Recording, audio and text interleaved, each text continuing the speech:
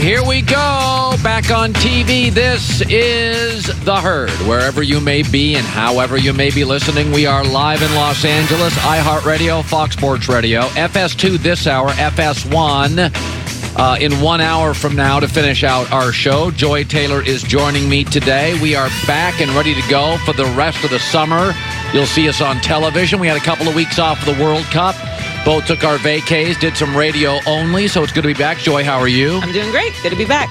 Good to be back. So here is the story that broke about 10 minutes ago. So it's not really a breaking story, but it kind of classifies as interesting because of who's involved. Adrian Wojnarowski, Golden State Warrior star Kevin Durant has officially declined his $31.5 million player option. Very well compensated for Golden State, will become an unrestricted free agent. Durant and his business manager, Rich Kleiman, are in New York. I've seen that in social media last couple days, evaluating free agency options. So far, the process has stayed private. I think this would be a massive mistake. I think Kevin Durant going to the Knicks will be an utter disaster. It's poorly owned. The roster is anemic. The front office is, I'm told, good, but totally unproven. And I think it's a disaster. And I'll say this again. Why would you leave a great marriage? Because you're seeking personal validation. Why would you leave a great company? Because you're seeking personal validation. Kevin Durant wants to keep telling us that he just doesn't care what we, the media, and you, the fans, think of him. Then why would you leave? You leave great situations in life for only one reason. You have something to prove. And Kevin Durant has nothing to prove to Kevin Durant. And how do I know that? Because remember during the Clippers series when people said, why aren't you shooting more? And Kevin Durant said this. I'm not going to get in the way of the game because, I want to have a little back and forth with Patrick Beverly. I'm Kevin Durant. You know who I am. Kevin Durant clearly has nothing to prove to Kevin Durant. He's telling you that. I'm Kevin Durant. You know who I am. So who's he trying to prove it to? When you seek validation from others, it never ends well.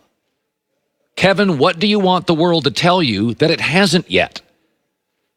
This is validation seeking. And it's not Kevin trying to prove to Kevin he's great. Because Kevin just told you Kevin knows Kevin's great. And we all know Kevin's great. He doesn't lack confidence. He's telling you, I'm Kevin Durant. I can do what I want to do. And obviously, he's had so much success in life. It validates to himself constantly, you're good, you're good, you're good. He goes to a gym every day. He's the best player in the gym. He goes to the games every day. He's the best player in the gym. That part, if you're a great singer, a great basketball player, a great artist, you are being told on a daily basis by your product, your content, your work, you're great. You can see it. So what is he doing? He is seeking the validation of others. He wants others to think he's the man. That's the only reason he's doing that. Because everybody he plays with tells him, you're the best player. His coaches tell you, he's the best player. He goes for the USA Olympic stuff. You're the best player. Kevin told you, I'm the best player. I think this is going to end terribly. I think it is a classic mistake. I think it's a guy in a great marriage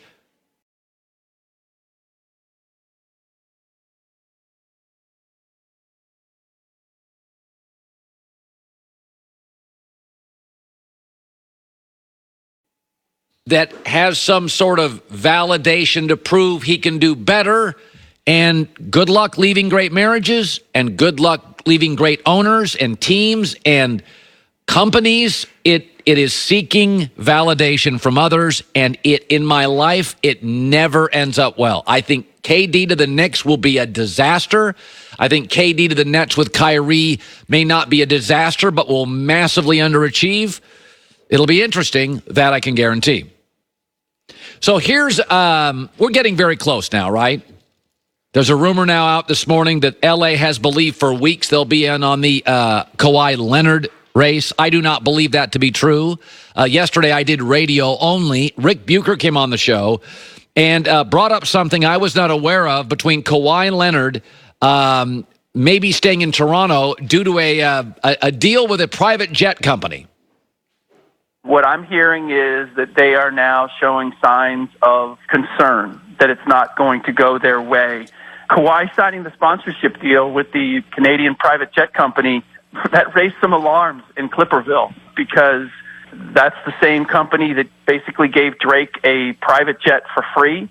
And it doesn't make a whole lot of sense that you would be a sponsor. You know, would that work? Would Kawhi's name carry in Canada still if he moves to L.A.? I've said before, I hear Kawhi is not going to be a Laker. I don't think they have a chance, and I don't think they have the money. So we are waiting for Sunday evening, because that's officially when everybody can sign their stars, right? Sunday evening. There'll be a bunch of rumors going out. It's fun. This is what the NBA is. It's a soap opera.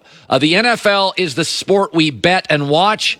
The NBA is the sport we watch less, don't bet much, but we talk about a lot. It's a living, breathing soap opera, and it's a lot of fun. I like this time of the year. But I'm finding as we near the date Sunday, there are three categories of teams pursuing free agents. There's the delusional category, and it may surprise you the teams I put in it. The Knicks, the Lakers, and the Rockets. The Knicks have no idea how they're perceived. They have a bad owner, an embarrassingly anemic roster. They're a D-list actor that's convinced they're Tom Hanks.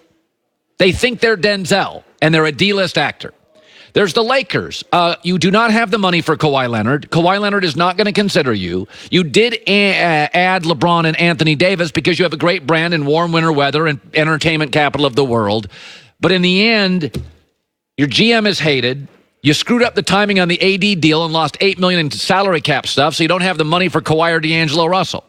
And the third team, to me, that is a little bit delusional is the Houston Rockets. A story came out yesterday. They're going to force a sign-and trade with the Sixers. The Chris Paul deal now is an albatross. The Melo deal didn't make sense. Your owner clearly can't stand Mike D'Antoni. I love your general manager, but he leaks too much to the media. Those teams feel delusional to me. The second category is what I would call contenders. The Clippers, the Raptors, Dallas Warriors, and the Celtics. They appear to be well-run and well-owned. There's a lot of grown-ups in the room. None of us would be shocked if they landed a star or kept a star. And you don't hear a lot of media leaks from the Mavericks, the Celtics, the Raptors, the Clippers, and the Warriors. And by the way, even if those teams don't land a star, they're all pretty good. I mean, if the Raptors just keep the same team, they're good.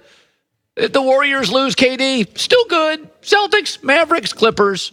Those are the contenders. And then there's the irrelevance.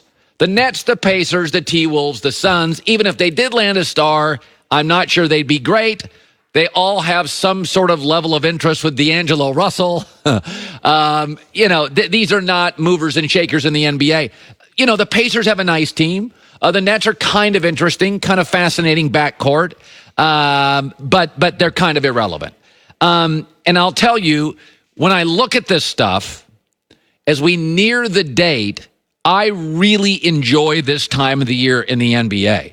But there's a lot of irrelevance and a lot of delusion, and I'll go back to something I believe to be true.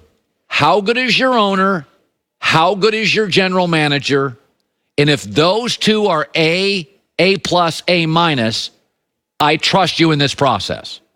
If I don't like your ownership group, if I don't trust your GM or he's hated, I think there's some delusion going on. And Houston's a hard team for me to say that about because I like a lot about him. But D'Antoni, are you trying to convince me you're in on him now? Doesn't feel like it. Chris Paul, you're trying to convince me you're in on him now? It doesn't feel like it. It's just a crazy time of the year. And I think it kind of comes down to three groups: delusion, contenders, and irrelevant. Coming up next, a great moment. I know the media is often mocked and ridiculed and criticized and despised. I get it. But there is one thing the media historically gets right, and they're almost always right on this, and they're telling us, myself included, we have already found the next great American superstar, and that's coming up. It's the middle of the night, you're tossing and turning, you're not sleeping. Drenched, covered in sweat. Yeah, running the AC or a fan can help, but to sleep cool and comfortable, You don't want a heat-trapping mattress. Casper combines 4 layers of pressure-relieving foams. Breathable foams as well to keep you cool all night. And we are now officially in the summer. They have bedding, bed frames, dog bed, duvets, pillows, everything you need to create the perfect sleep environment. Not to mention free shipping and free returns if after 100 nights sleeping on a Casper mattress, you're not satisfied. Go to Casper.com. It's their summer blowout. $100 off every $1,000 you spend at Casper.com. Comes in a box so small, hard to believe there's a mattress in it. Additional terms and conditions apply. Casper.com/terms to see those. Casper.